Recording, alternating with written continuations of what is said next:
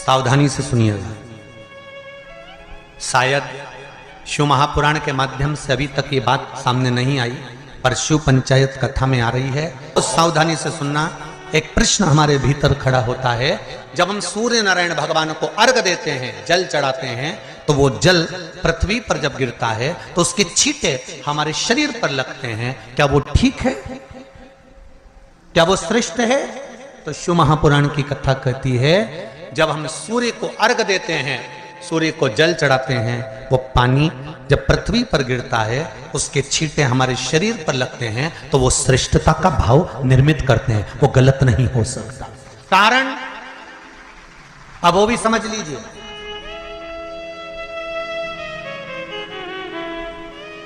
अब सूर्य नारायण भगवान को आप जल चढ़ा रहे हो, तो छींटे नहीं लगे, उसके लिए क्या स्टूल पे चढ़ के चढ़ाओगे कि कुर्सी पे चढ़ के चढ़ाओगे?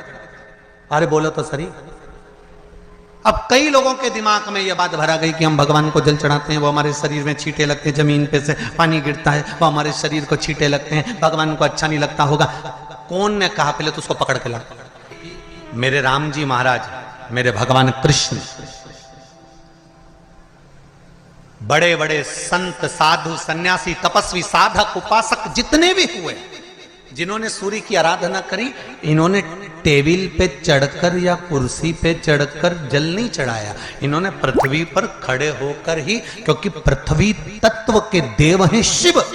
जब हम मृत्यु लोक पर खड़े होकर, पृथ्वी पर खड़े होकर भगवान शंकर का भाग पृथ्वी तत्व को धारण कर कर जल को हाथ में लेकर जब समर्पित करते हैं, और जो जल नीचे गिरता है वो शरीर पर अगर लगता है तो हमको उसका आशीर्वाद ही प्राप्त होता है, दोष नहीं लगता। पर लोगों ने इसको विपरीत कर दिया। कि कौन ने विपरीत करा? कई लोगों ने इसको विपरीत कर दिया। कौन ने विपरीत करा? तो जो दूसरे धर्म के लोग होते हैं, जिनको हिंदू धर्म से नफरत होती है और जो हिंदू धर्म की पूजन, सेवा, अर्चना को समाप्त करना चाहते हैं, वो धीरे धीरे धीरे धीरे कहने लगे कि सूर्य को जल चढ़ाओगे तो शरीर में लगेगा, शरीर में लगेगा तो दोष लगेगा। इसको कह कहकर घर घर में सूर्य को जल चढ़ाना लोगों ने बंद कर दिया कि आप जल चढ़ाएंगे तो दोष लगेगा, शरीर पे छींटा लगेगा, शरीर को ऐसा लगेगा।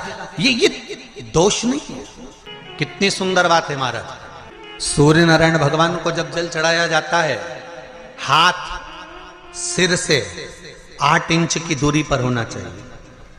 जम के बोलिए, सिर से कितना ऊंचा होना चाहिए? 8 इंच ऊपर अपना हाथ होना चाहिए मस्तक से सूर्य को जल चढ़ाते समय। और न चांदी का, न स्टील का, न लोहे का, न प्लास्टिक का, न कांच का, न सोने का कोई बर्तन, न कांसे का, न एल्युमिनियम का, न पीतल का, केवल एक पात्र होना चाहिए, वो है तांबे का। काय का पात्र होना चाहिए? तांबे का पात्र।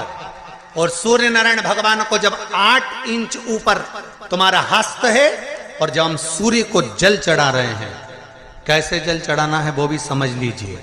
अगर कोई कैंसर का मरीज है, जिसके चेस्ट में कैंसर आ गया हो, लेफ्ट में, राइट में कहीं पर कैंसर आ गया हो, या कोई गठान आ गई हो, तो महाराज आप जल चढ़ाते समय उस जल की धार को सूर्य भगवान को जब चढ़ा रहे हो, तो धार आपकी गठान की ओर जाना चाहिए, जिससे सूर्य की किरण उस जल में से आपके उस स्थान पर पड़े, उस जगह पर पड़े जहां पर गठान है। महाराज आप लगातार जल तो चढ़ाना चालू करो, अच्छे अच्छे डॉक्टर फेल हो जाएंगे और कह देंगे गठन ठीक हो गई।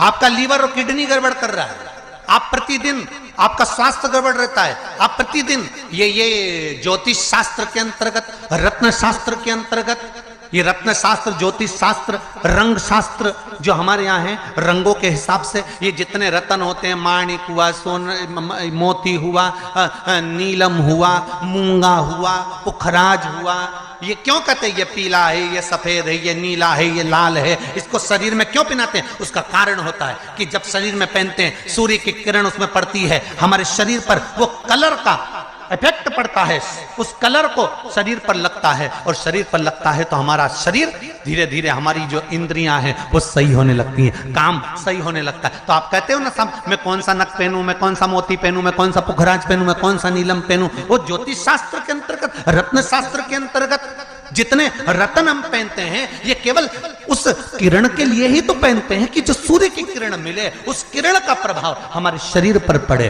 तो इन सबसे अच्छा है कि सुबह शंकर भगवान का नाम लो, तांबा का लोटा में जल भरो, 8 इंच ऊपर सिर से हाथ होना चाहिए, और सूर्य नारायण भगवान का दर्शन साधारण नहीं, जो जल तुम चढ़ा रहे हो, वो जल की जो धार आ रही है उसमें सूर्य का दर्शन होना चाहिए, तो कैंसर की बीमारी कभी नहीं हो सकती।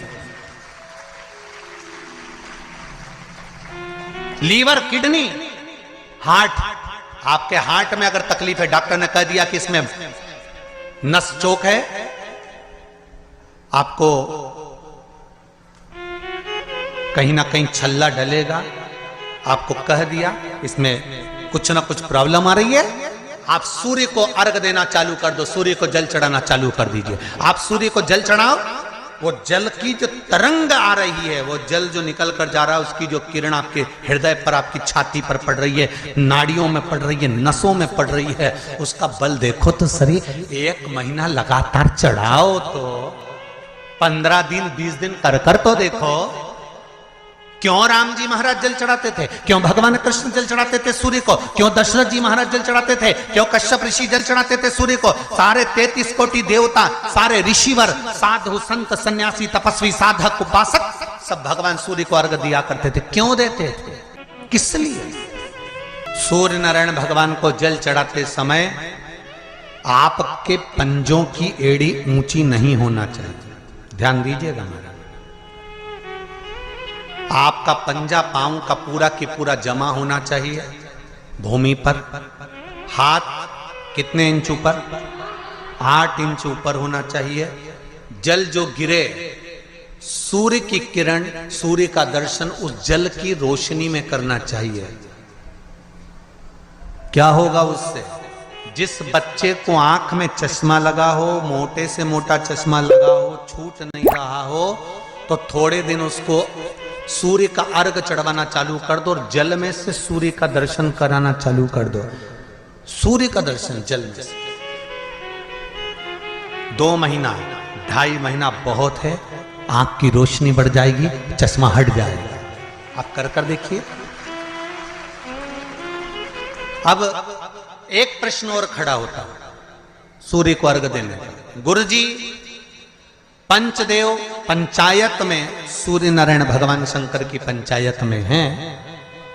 सूर्य नारायण को हम फ्लैट में रहते हैं, हम फ्लैट के अंदर रहते हैं, तो हम फ्लैट में रहते हैं, हमारे यहाँ अगर छज्जा नहीं है, हमारे यहाँ जगह नहीं है, तो हम सूर्य को अर्घ कैसे दें? तो महाराज खिड़की तो होगी, अगर घर में फ्लैट में पानी ढुलेगा और आप लोग नहीं समेट सकते तो एक बाल्टी रख लो, एक पात्र रख लो, पर सूर्य नारायण भगवान को अर्घ देकर रोशनी शरीर पर पड़ना चाहिए। जिंदगी में कभी कोई बड़ी बीमारी नहीं आ सकती। कितने लोग देते हैं सूर्य को अर्घ? जरा हाथ उठाओ। बहुत बढ़िया, बहुत जोरदार। पुरुष लोग भी देते हैं ना, चाहे बच्चे से बच्चा हो, बच्चों के हाथ में भी 1 लोटा पानी पकड़ाओ।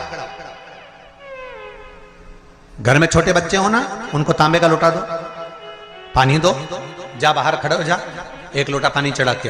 पहले दिन आप स्वयं बच्चे के साथ बाहर खड़ी हो, ओटले पर, घर के बाहर खड़ी हो, छत पे खड़ी हो या घर के बाहर खड़ी हो, और बच्चे से कह लो चढ़ाओ बेटा, देखो ऐसा हाथ 8 इंच ऊपर करिए, तांबे का लोटा लेकर पानी धीरे धीरे डोलना है, जैसे वो स्लो मोशन के सीन नहीं होते नाटक में, ये एकदम धीरे धीरे धीरे, बस नहीं तो मालूम पड़े छोरा छोरी एक साथ उंडेल के अंदर नहीं।